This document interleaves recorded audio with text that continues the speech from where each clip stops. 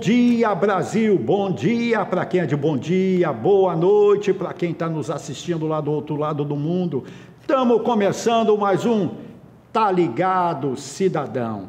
E hoje a gente vai dar continuidade a um projeto que nós iniciamos no programa passado, que nós falamos sobre depressão. E hoje nós vamos estar falando com o Dr. Marcos Moura sobre ansiedade e pânico. Bom dia, doutor Marcos. Bom dia, tá. Bom dia a todos. Doutor Marcos, eu gostaria que o senhor diferenciasse o que é ansiedade, o que é o pânico. Tá bom. Vou começar dizendo o que é ansiedade como um fenômeno da vida comum das pessoas e que é uma questão natural. Né? Ficar ansioso significa que o nosso sistema dos sentidos de proteção da nossa existência, eles percebem que nós estamos em algum perigo. Então, vamos pensar, se eu vou atravessando a rua e quase sou atropelado por um carro, eu tenho um susto, eu tomo um susto, se isso não aconteceu. Eu quase percebo que ele vem pelos meus sentidos, né? Ele vindo aqui pela minha esquerda, ele passa, eu volto à calçada e em um segundo eu tenho toda a crise de ansiedade, que é o que seria caracterizado na frente como ansiedade. Significa, o meu coração quase sai pela minha boca, eu tomo aquele susto, né? E baixa o meu batimento cardíaco e minha respiração, né? E eu penso, nossa, que bom, não aconteceu nada, o perigo passou. Então, o que foi então essa situação? Né? O organismo percebe que é uma situação de perigo, ele joga adrenalina, a adrenalina faz com que muito rapidamente o nosso corpo reaja e nos tire da situação de perigo. Então isso a gente não vai tirar de ninguém, isso seria o sistema básico de regulação, né, de situações de perigo, que todo mundo vai ter. Na vida atual, principalmente, na vida moderna, né, a gente tem muitos estímulos que vêm de todos os lados e que estão atingindo os nossos 5 sentidos, né, e também chamando a nossa percepção, a nossa construção de significado, a nossa resposta a isso. Então, é como se o sistema ficasse muito saturado. E, de repente, algumas pessoas, quando elas estão em situação de estresse ou em situações as mais diferenciadas, elas podem ter esse susto, né, sem identificar o perigo. Né? Então, imagina, eu estou sem atravessar uma rua, eu estou bem e eu começo a sentir que o meu coração disparou. Né? Eu percebo aquilo, mas não teve eu não consegui descobrir o que é.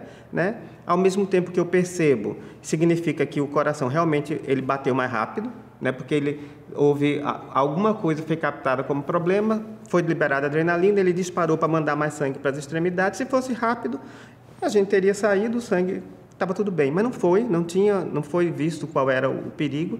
Então começou a faltar sangue nas extremidades, porque quando o coração bate forte, ele manda um copo de sangue, mas se ele bater muito rápido, ele vai mandando menos do que um copo de sangue. Então falta realmente oxigênio nas extremidades.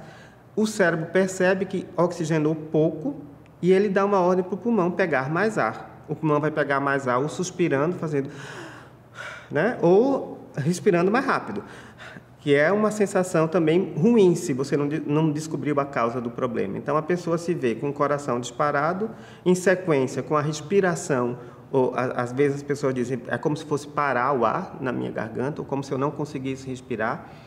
E aí vem o terceiro ponto da crise de ansiedade, né, ansiedade como crise, que é quando eu percebo isso e eu não percebi o perigo. Eu digo, então eu estou passando mal. Vai acontecer alguma coisa comigo, meu coração está disparado, minha respiração está disparada. O que é que está acontecendo? Quando eu digo isso, eu mantenho a adrenalina em alerta. Então, eu mantenho a situação. Muitas vezes isso anda de tal maneira, né, que as pessoas notam, né, a depender da tolerância que cada pessoa tem em relação a um tipo de situação como essa, ele vai se recolher, vai sair do trabalho dele, vai para uma área específica, ficar ali para melhorar. Muitas delas vão até chegar aí numa emergência, ir a um hospital, procurar uma ajuda achando que estão tendo um problema cardíaco, um infarto, uma parada respiratória.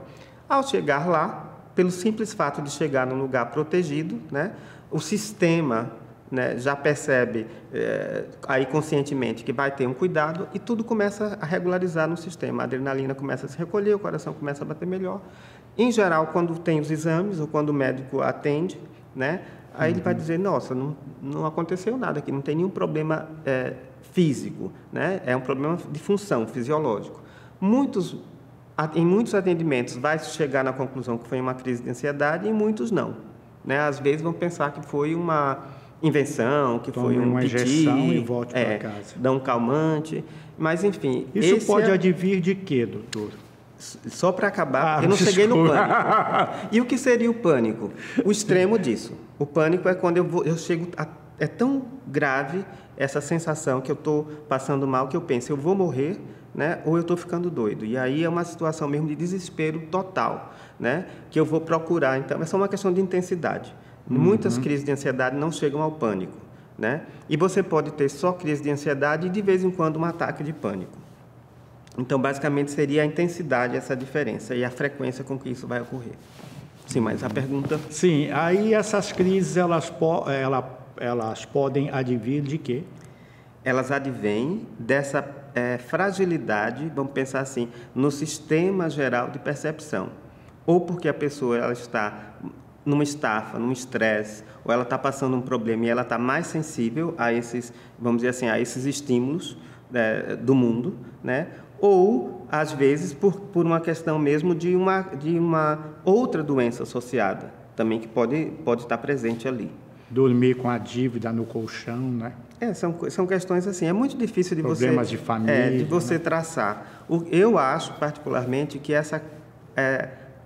o mundo atual ele tem pedido muito do nosso cérebro respostas rápidas, né, a estímulos múltiplos, né, assim, como se você tivesse de dar muita resposta a muita coisa ao mesmo tempo e você não tivesse tempo de focar ou de relaxar, né, ou de andar num ritmo mais lento. Então, é como se, naturalmente, né, eu vou sobrecarregando esse sistema, eu vou usando as minhas reservas, talvez, de neurotransmissor, né, e eu vou reagindo cada vez com mais sensibilidade a questões que não seriam tão complicadas se eu tivesse uma vida menos demandas na minha vida, né? Isso acontece no trabalho, por exemplo, né? Hoje em dia, começa que você não tem uma segurança de trabalho, que você trabalha mais horas, né? Que a sua história no trabalho não é valorizada. Uma pessoa pode fazer várias funções, mas pode ser substituída a qualquer momento. Então, isso vai criando uma insegurança geral que não é consciente, mas ela está o tempo inteiro ali sobrecarregando o sistema. Então, dá muito curto-circuito nesse sistema, né? Isso também nas relações familiares, nas relações mesmo das brincadeiras ou do lazer, sociedade, que é hoje muito mediado por estímulos de mídias, né? Eu penso que essa adaptação, o organismo ele teria, as pessoas elas teriam que ter mais tempo para vivenciar essas mudanças. A velocidade está muito mais rápida do que o que o cérebro ou o corpo pode se adaptar. Aí as reações são essas. E também ter consciência também, né, para que tenhamos, né, antídotos contra esse homem-máquina, né, porque hoje já não estamos construindo mais seres humanos, né, estamos construindo robô. É uma educação para robotizar as pessoas. Você, por exemplo, às vezes eu tenho o costume de sair, né? Aí eu caminho bem devagarzinho, eu olho uma árvore, olho um passarinho, olho uma coisa, daí a pouco vem um louco, lhe atropela, querendo passar pulso. Meu Deus do céu, eu achava que isso já estava diminuindo, pelo contrário, está aumentando, né? E as pessoas estão deixando de viver para vivenciar preocupação, para vivenciar drama, né? E esquecendo das coisas boas, que muitas vezes é olhar uma árvore e ver um pássaro, um ninho de pássaro, né? É uma questão também de sobrevivência, muitas vezes, né? Assim, em situação como a gente está atualmente, as pessoas realmente têm que sobreviver, né? Elas não podem se dar, entre aspas, ao luxo, né, de relaxar mais, olhar os pássaros. E aí, realmente, isso é uma sobrecarga para o ser humano. E quando se chega ao pânico? É um estado sem volta? É um estado, assim, difícil de conter? Quando a gente chegou ao pânico, né, o pânico pode acontecer também como um evento que pode acontecer comigo, contigo, com qualquer um, numa situação que realmente seja de extrema perigo, né? Então, seria o pânico. Entrou em pânico, isso a gente já conhecia. Agora, pânico como doença é uma outra questão, né? Isso teria que ser... É como se rodasse um programa de ansiedade que chega sempre no pânico e que ele se repete. A pessoa, ao vivenciar aquilo, ela já tem medo que aquilo aconteça novamente. Então, assim, isso começa a acontecer mais vezes, com estímulos cada vez mais, vamos dizer assim, menores para aquilo, ou sem saber de onde veio o estímulo, né? E vai atrapalhando a vida da pessoa, né? A vida social, laboral. E aí a gente diria que teria que fazer uma consulta para ver se realmente é uma síndrome do pânico, é um pânico como um evento específico, né? Mas, assim, o tratamento sempre vai ser da ansiedade em geral, a escuta para entender o que está acontecendo, né?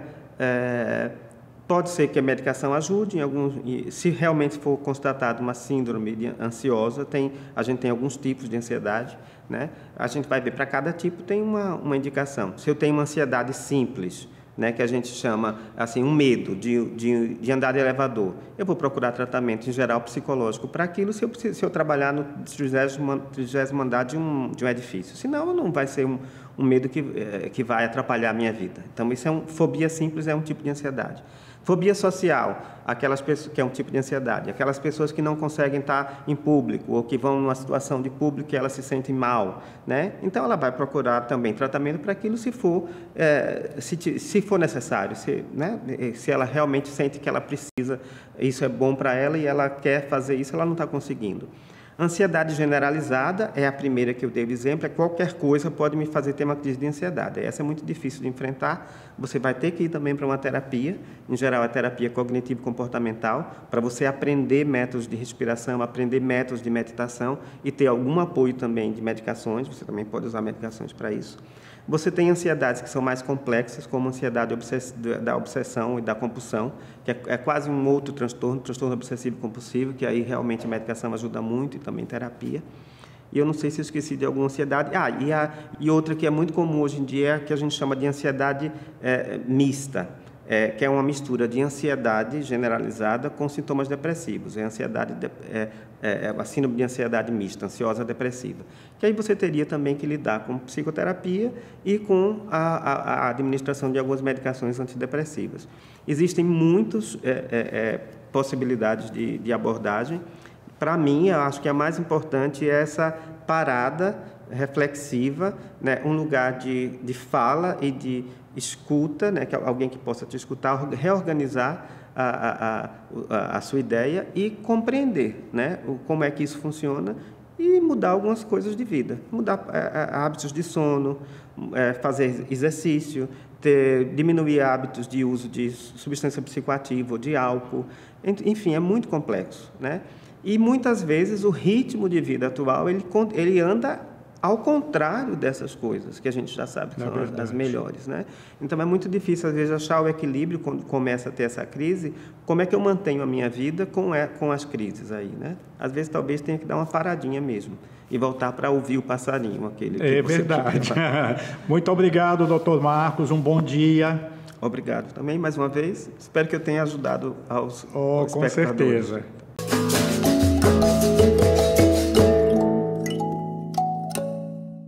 Vocês sabem que eu dou valor a tudo que é de Pernambuco. Outro dia estava com vontade de comer um bolo. Entrei no supermercado, vi essa caixa linda, comprei esse bolo de rolo tradição.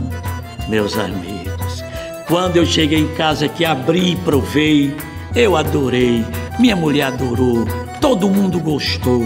Bolo de rolo tradição, o melhor que eu já comi na minha vida. Experimente também, você vai gostar. Bom dia, eu sou Edjane Quirino, esteticista. Recentemente fizemos um curso na Alemanha, trazendo da cidade de Hannover tecnologias inovadoras da criolipólise. Como aqui em Recife já sou pioneira de 10.000 procedimentos realizados com toda a segurança, então convido vocês para conhecer o meu trabalho no empresarial Albert Einstein, na Ilha do Leite. Acompanhe também na fanpage Edjane Quirino Estética e Bem-Estar. Vocês podem também me procurar no Facebook. Estarei à disposição para qualquer esclarecimento. Muito obrigada, tenha um bom dia.